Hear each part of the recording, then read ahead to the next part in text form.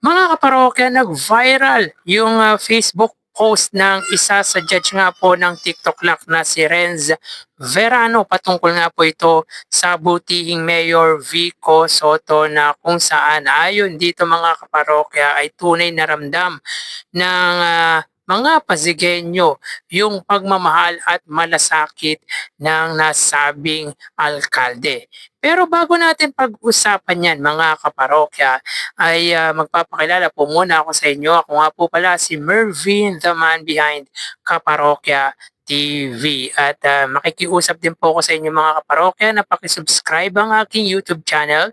Paki-like and share nyo na rin nang sa gayon ay mas dumami po ang makapanood ng mga ina-upload po nating video araw-araw. Maraming salamat at sobrang na-appreciate ko po kayo mga kaparokya. So yun nga po mga kaparokya, talagang nag-viral yung Facebook post ng isa sa judge nga po ng tawag ng kampyon or tanghalan ng kampyon na isa nga po sa segment ng TikTok Clock na mapapanood niya po sa GMA Network na si Renz Verano na kung saan ay buong pusong pinagmalaki po nito yung kanyang natanggap mula sa lungsod ng Pasig. Ayon dito mga kaparokya, thank you Mayor Vico, the best ka.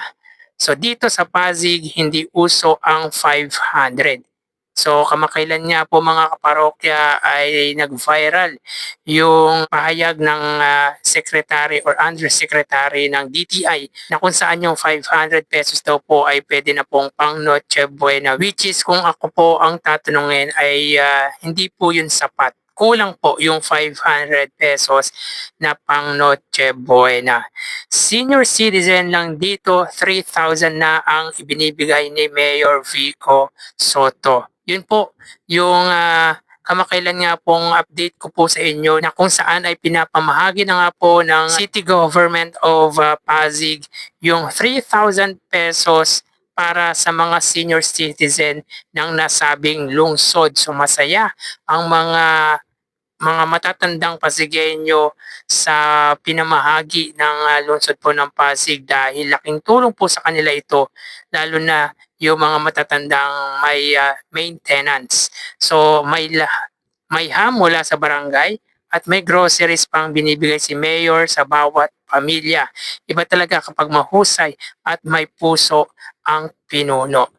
So agree po tayo sa sinabi ni Sir Renz Verano. Talagang pinaparamdam ng butihing Mayor Vico Soto yung tunay na malasakit at pagmamahal nito sa kanyang mga nasasakupan.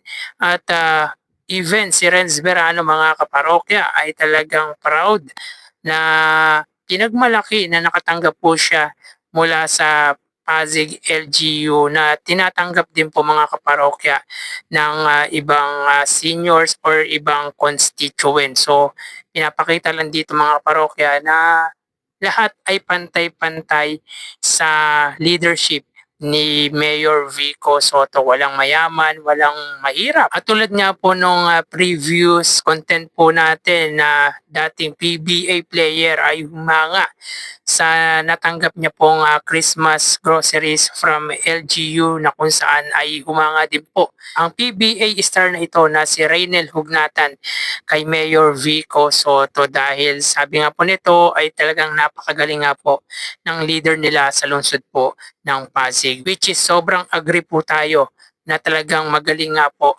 ang butihing mayor. So yun nga po mga kaparokya, talagang pinaparamdam ng gobyerno ng Pasig na meron nga pong pamahalaan sa kanilang syudad, sa kanilang lungsod.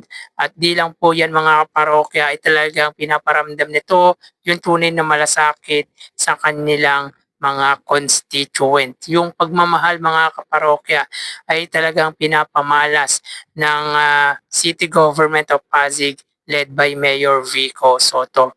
Walang pinipili, lahat pantay-pantay. Mahirap ka man o mayaman, which is obviously mga kaparokya, mas priority pa nga po ng pamahalang lungsod yung mga mahihirap dahilan kung bakit nakakagawa po sila ng mga out of the box na proyekto at programa. Talagang yung benefits na natatanggap po ng mga Pasigueño ay talagang nararamdaman po nila at talagang nare-receive po nila. Kaya lahat, halos lahat mga kaparokya ng mga Pasigueño ay mahal na mahal ang butihing mayor. So tama naman po talaga mga kaparokya ang sinabi ni Renz Verano na walang 500 pesos sa lungsod po ng Pasig dahil ang mga senior citizen ay tumatanggap or nakakatanggap nga po ng Christmas bonus na worth of 3,000 pesos. Dito sa amin mga kaparokya sa Quezon City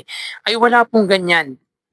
Totoo po, wala pong 3,000 pesos na ipinapamahagi mula sa LGU para sa mga senior citizen dahil kung meron mga kaparokya sana nakatanggap na po ang magulang ko na senior citizen na rin po.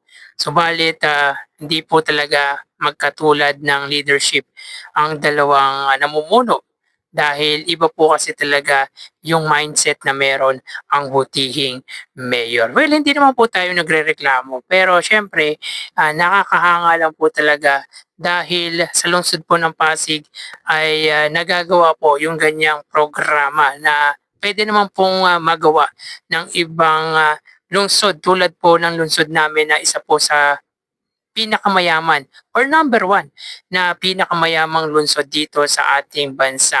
At hindi naman po natin mga parokya sisisihin or hindi naman po natin kinukumpara ang lungsod ng Pasig sa lungsod po ng Quezon sapagkat alam din naman po natin kung gaano kalawak ang Quezon City at gaano karami ang population ng lungsod po namin. Pero ang sobrang nakakabilib lang po kasi dito sa Pasig ay nagagamit po talaga ng maayos ang kanilang pondo. Kumbaga mga kaparokya, hindi sayang at hindi talaga tapon yung tax na binabayad ng mga constituent ng lungsod po ng Pasig sapagkat na ibibigay naman po sa kanila kahit papaano ng tama ang mga pangangailangan ng kanilang constituent. Hindi naman totally 100% or perfect yung ginagawang kabutihan or yung ginagawang mabuti ni Mayor Vico Soto dahil siya naman po mismo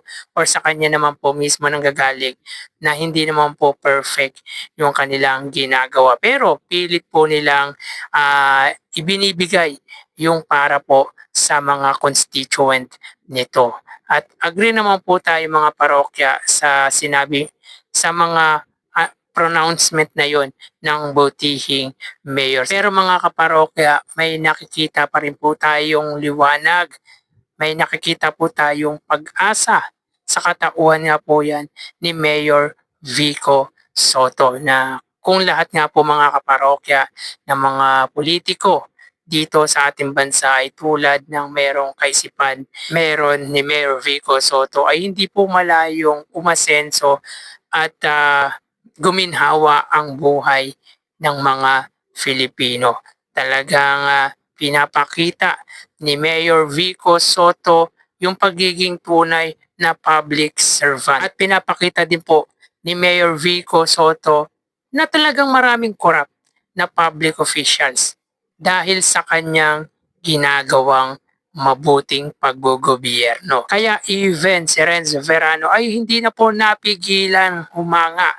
sa ginagawa ng butihing Mayor Vico Soto sa kanilang lungsod. Talagang pinapatunayan lang nito mga parokya na kapag mabuti at maayos ang leader ay hindi po malayong maibigay ang pangangailangan ng kanilang constituent. So buong pusong pinagmalaki mga kaparokya ni Renz Verano ang paghahanga na meron po ito sa butihing mayor. At kahanga-hanga naman po talaga mga kaparokya yung ginagawa ni Mayor Vico Soto. At isa pa po dyan mga kaparokya ay talagang malaki po ang nagiging influensya na ginagawa po ng nasabing alkalde. Di lang po sa kanilang constituent, di lang po sa kanyang mamamayan, kundi sa iba pa pong mamamayan dito sa ating bansa. Talagang siya na po ang ginagawang pamantayan mga kaparokya ng mga tao bilang isang leader at ginagaya na nga po siya mga kaparokya ng ibang public servant. Kumbaga mga kaparokya, siya po ay ginagawang role model ng mga aspiring public servant, even ng mga politiko na gustong mag-improve ang kanilang leadership.